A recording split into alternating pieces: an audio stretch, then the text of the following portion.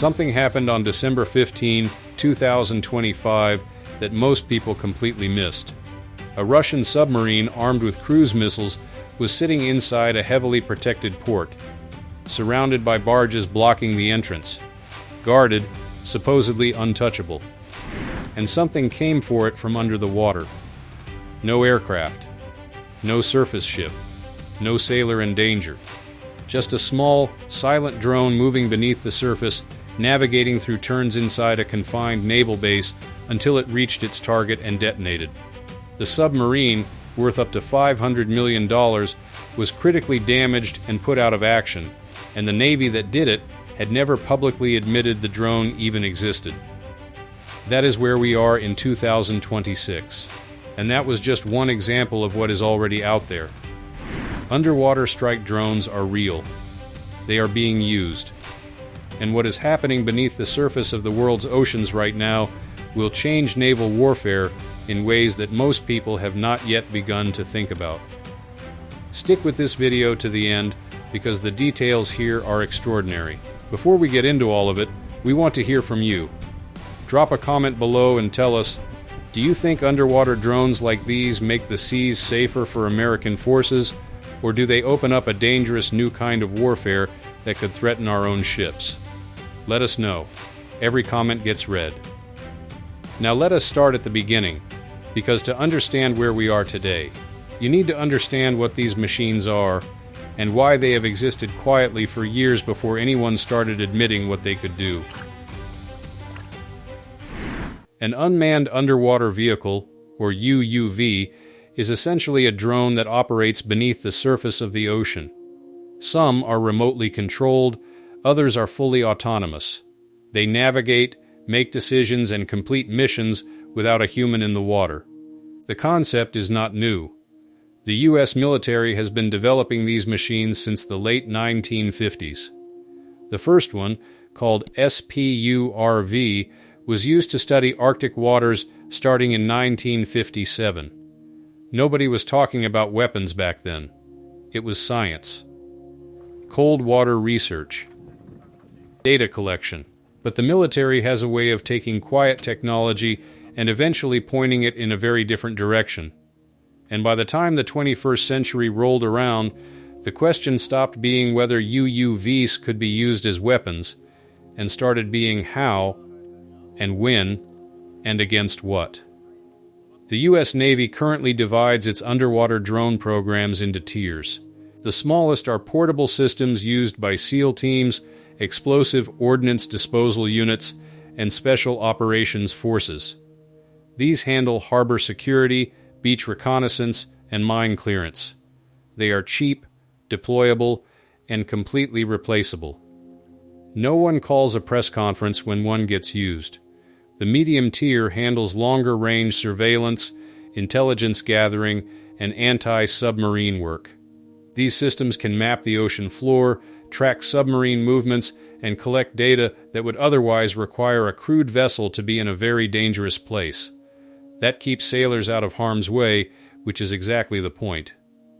And then there is the top of the pyramid, the machines the Navy calls extra-large unmanned undersea vehicles. The ones that look less like a piece of equipment and more like an unmanned submarine. The ones built to do things a crewed submarine might be too valuable or too visible to do. The most well-known of these in the U.S. arsenal is called Orca, built by Boeing in partnership with Huntington Ingalls Industries. The U.S. Navy awarded a $274 million contract to develop and deliver 5 of these vehicles. The first one, designated XLUUV, was handed over to the Navy in December 2023. Here are the numbers on Orca. Length: approximately 85 feet with its payload module attached. Displacement: around 85 tons. Range: up to 6,500 nautical miles. It can operate for months at a time. And it goes deep, up to 11,000 feet below the surface.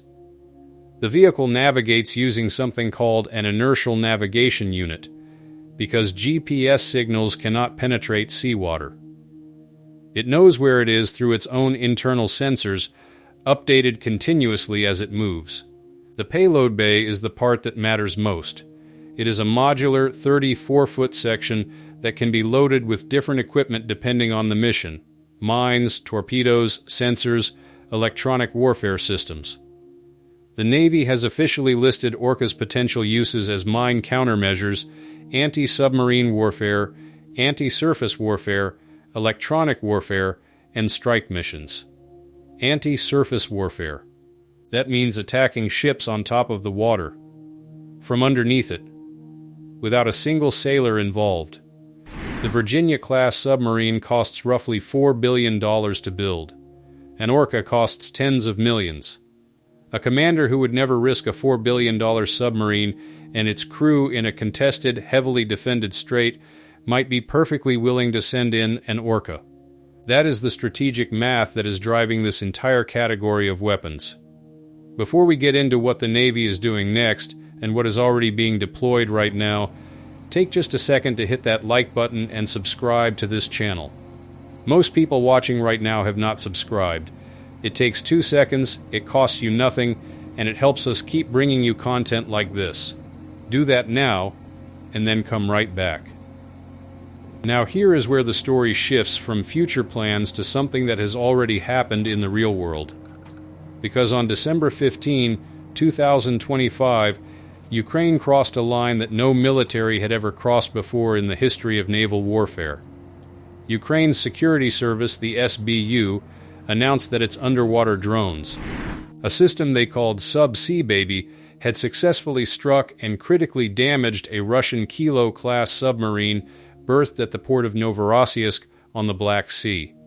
The SBU called it the first time in history that an underwater unmanned vehicle had successfully engaged and disabled a submarine. Ukraine's Naval Forces spokesperson confirmed that the vessel, armed with 4 Kaliber cruise missile launchers that Russia had been using to strike Ukrainian cities, was effectively put out of action. The strike was not a lucky shot. It was planned carefully. The Russian fleet had already been pushed out of their main Crimean base at Sevastopol by Ukraine's surface naval drones, the Sea Baby, which had become so effective that Russian ships and submarines were forced to relocate to Novorossiysk, approximately 500 kilometers away from Ukrainian territory. That relocation forced the submarine into a position Ukraine could track, and once tracked, they sent the Subsea Baby in. The port entrance was blocked by large barges, exactly to stop surface drone attacks. Satellite images taken before and after the strike confirmed this. So Ukraine did not come in from the surface. They went underneath. The Subsea Baby navigated through the water, made multiple turns inside the confined port, reached the submarine's stern, and detonated. Security cameras around the port captured the explosion, cameras that Ukrainian intelligence had reportedly already compromised. They were watching through the enemy's own eyes. Russia denied any damage. But satellite imagery released by a Colorado-based firm called Vantor showed clear blast damage at the quay, and as Ukraine's naval spokesperson pointed out after the strike, repairing the submarine would require bringing it above water, which would expose it to attack again. Russia was stuck. One drone expert described it this way: Ukraine had proved that minnows can swallow sharks using innovation. That is not an exaggeration. Now, what does this mean for the U.S. Navy and for American security? It means something very significant. The technology that Ukraine just used to demonstrate a historic first, that same technology, in far more advanced form, is already being developed and expanded by American defense companies right now. In April 2025, a company called Anduril Industries unveiled a system called Copperhead. This is a family of autonomous underwater drones specifically designed to be launched from larger underwater vehicles. Think of it as a drone that carries smaller drones, below the surface. The Copperhead comes in 2 main sizes. The smaller version, Copperhead 100, is roughly comparable in size to the U.S. Navy's standard Mk-54 lightweight torpedo. The larger version, Copperhead 500, is comparable to the Mk-48 heavyweight torpedo. Both can travel at over 30 knots underwater. The weapon variant, designated the Copperhead M, is described by Anduril as the first underwater weapon ever specifically built for launch by autonomous systems.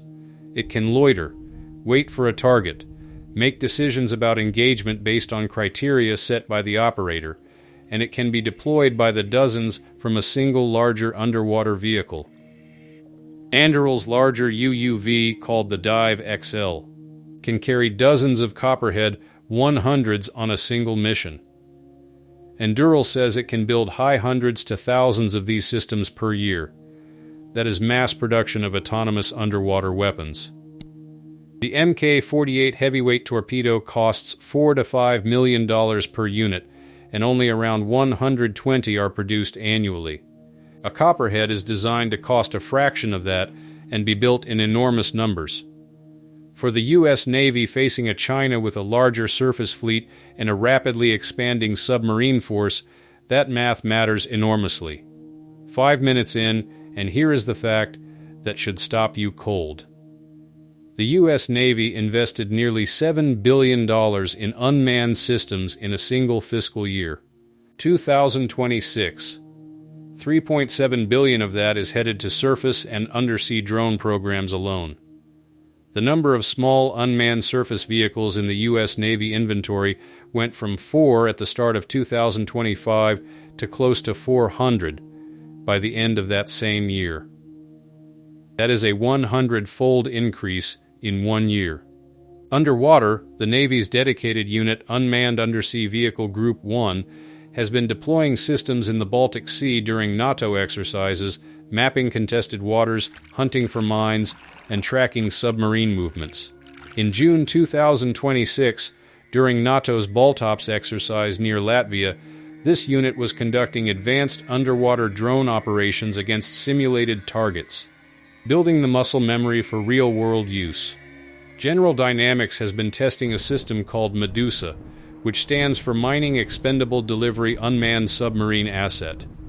This is a drone launched from inside a U.S. Navy submarine. It travels through the water to a target area and deploys mines at long range. No surface ship, no surface risk. The submarine launches it and stays safe while the drone does the work. Prototype testing was completed off the coast of Massachusetts in early 2026. Now here's the part that brings it all together, and the part that connects directly to what the United States military is preparing for. The primary threat scenario driving all of this development is China. The U.S. Navy acknowledges it is outnumbered in ship hulls by the Chinese fleet, which is now the largest navy in the world by number of vessels. Building enough crewed ships to match China 1-for-1 is not practical. It is too expensive. It takes too long. And it puts too many sailors at risk in a potential conflict. Underwater drones solve a piece of that problem. An autonomous UUV loaded with weapons can penetrate places a crewed submarine cannot safely go. Shallow coastal waters, heavily defended straits, congested ports. It can sit and wait for days or weeks. It does not need food, sleep, or medical care. It does not have a family waiting at home. And if it gets destroyed, the loss is measured in money, not in lives. The Taiwan Strait, the South China Sea. The straits of the first island chain, places where any future conflict with China would almost certainly play out. These are exactly the waters that American planners are filling with underwater sensors, drones, and weapons systems right now. The goal is to know everything that moves below the surface in those regions, and to have the ability to strike anything that poses a threat without putting a single American sailor in the line of fire to do it. China is not sitting still either. Reports from 2025 indicated that China has at least 5 different extra-large UUV designs in development. At a Malaysian defense show in May 2024, Chinese company Polytechnology displayed a drone submarine series capable of launching torpedoes, missiles, and mines. This is a race, quiet, invisible, conducted entirely beneath the surface of the ocean. But it is very much a race. What December 15, 2025 proved The day Ukraine's Subsea Baby drone navigated through a protected Russian port and disabled a cruise missile-armed submarine is that the era of underwater drone warfare is not coming. It has already arrived. It announced itself with an explosion at a quay in Novorossiysk that the world almost did not hear about. The U.S. military saw that moment clearly. So did every serious naval planner in the world. The rules of what is possible beneath the ocean have changed. The old assumptions about which targets were safe, which ports were protected, and which ships were untouchable, those assumptions ended on December 15. The men and women of the U.S. Navy have been preparing for exactly this moment for years. The investment is real. The technology is real. And the systems being quietly tested and deployed right now will define how naval power is used for the next generation. The ocean above looks the same. But what is moving through the darkness underneath it is something entirely new. If this video gave you a clearer picture of what is happening in the world's oceans, hit that like button right now and subscribe so you do not miss the next one. What happens below the surface matters more than most people realize.